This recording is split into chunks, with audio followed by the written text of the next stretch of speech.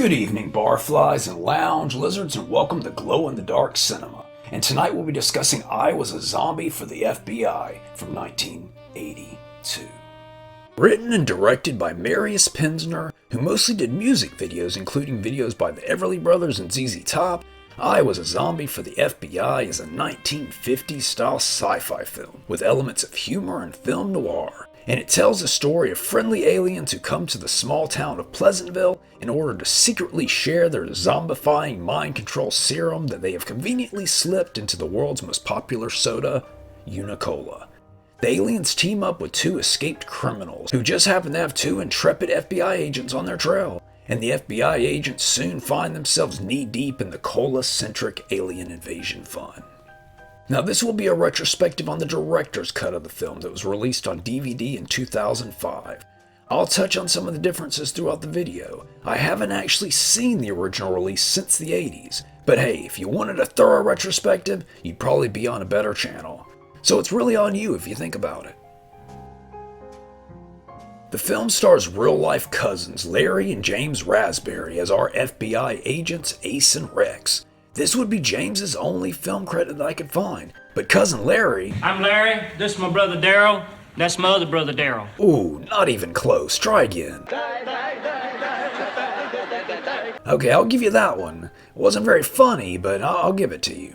But back to Larry Raspberry. His resume is very small as well, with only a few appearances, one being the Elvis documentary This Is Elvis. Mainly, Larry is known for being the vocalist and guitarist of the rock band The Gentrys, who performed the 1965 hit Keep On Dancing.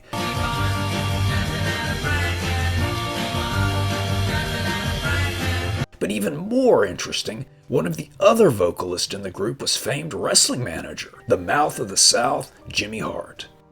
Next we have Richard Crowe as one of our mysterious strangers. Crowe appears to have the biggest resume of our main cast, having appeared in Great Balls of Fire. And I'll stop there. Being a tiny local production, most of the cast never did anything else film-wise that I could find.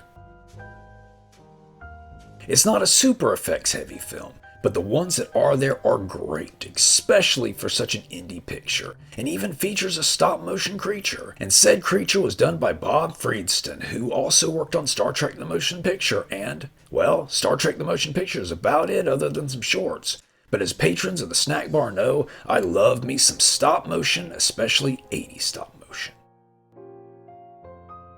The film cost about $27,000 to make, which supposedly came from Penzner's previous movie, the Emmy-winning short film The Mark. He also directed music videos, as I mentioned before, one of which was TV Dinners for ZZ Top. It also features not only a sci-fi film, but stop motion and the return of the alien from I Was a Zombie from the F.B.I.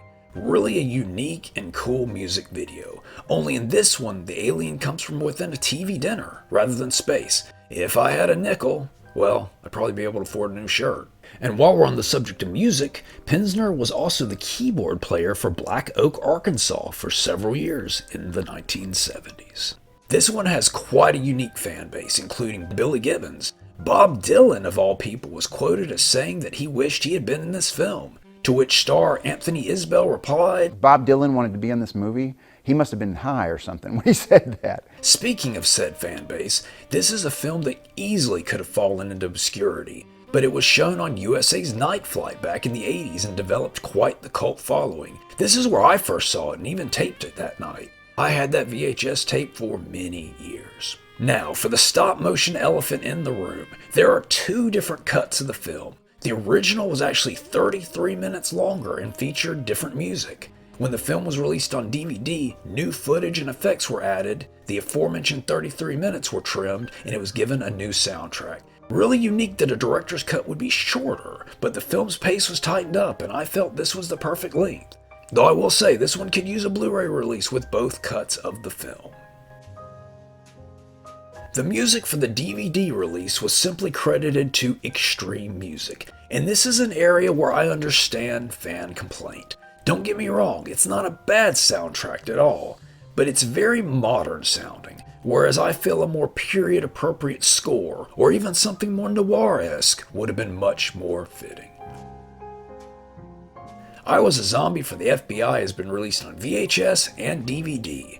though I'm not positive how official that VHS release is. And I give this one 3.5 atomic popcorns out of 5. This is a fun little tribute to 50s sci-fi and old-style detective movies. And that's all the time we have for this week. Please like, comment, subscribe, watch the skies, and stay atomic. The reason I went with a zombie movie is because a couple of different reasons. I always wanted to make a genre film, something that was not too bloody, sort of family entertainment, based on some of the science fiction movies that I grew up with. I'm the commander, I'm here to say we're moving groovy movies back to Saturday. It happens on the 30th of November, and I'm rapping in rhyme just to help you remember. Monsters, Med, and Mayhem 2. Now what I kid you, noon Eastern Time, 9 Pacific 2. On Saturdays, I'll be looking for you. I'm the commander, I love to play and show groovy movies on a weekend day. Your assignment, danger. Your mission, find the master spy. Your weapon, Secret Sam. Through Secret Sam's periscope, you see him, but he can't see you. You locate the master spy, you talk to him, and Secret Sam's hidden camera is taking his picture right now. Suddenly you're discovered. Secret Sam fires bullets from inside the case. Secret Sam has barrel extension. Special missile sends message to your partner. Mission accomplished. You hand over real photograph. Secret Sam with periscope, message missile, rifle stock, barrel extension, even shoots through this carrying case. And this real camera that works in secretly or out. Takes real photos.